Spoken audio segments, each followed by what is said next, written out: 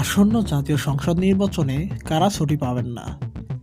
দেখুন, আমরা সবাই জানি যে আসন্ন জাতীয় সংসদ নির্বাচন উপলক্ষে বেশ কিছু ছুটির ঘোষণা করা হয়েছে। নির্বাচনের আগের দিন অর্থাৎ 11ই ফেব্রুয়ারি বুধবার সারা দেশে সাধারণ ছুটি ঘোষণা করা হয়েছে এবং 12ই ফেব্রুয়ারি নির্বাচনের দিনও ছুটি থাকবে।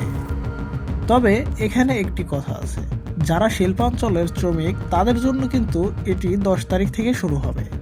তারা 10 তারিখ, 11, 12 এবং 13 তারিখ ছুটি পাবেন। 13 তারিখ শুক্রবার হওয়ায় তাদের ছুটি 13 তারিখ পর্যন্ত। এখন কথা হলো, সরকারি ছুটি পাবেন না কারা কারা? সাধারণত নির্বাচনের দিন সরকারি এবং বেসরকারি প্রতিষ্ঠানগুলোতে ছুটি দেওয়া হয় যাতে তারা সবাই ভোট দিতে পারে।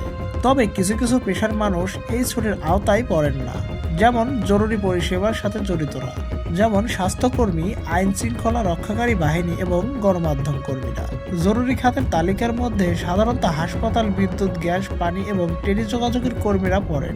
এছাড়াও আইন শৃঙ্খলা রক্ষাকারী বাহিনী, সংবাদ মাধ্যম এবং ত্রাণ কার্যক্রমে যুক্তরাও জরুরি সেবার অন্তর্ভুক্ত এবং এরা সাধারণ ছুটি পাবেন না।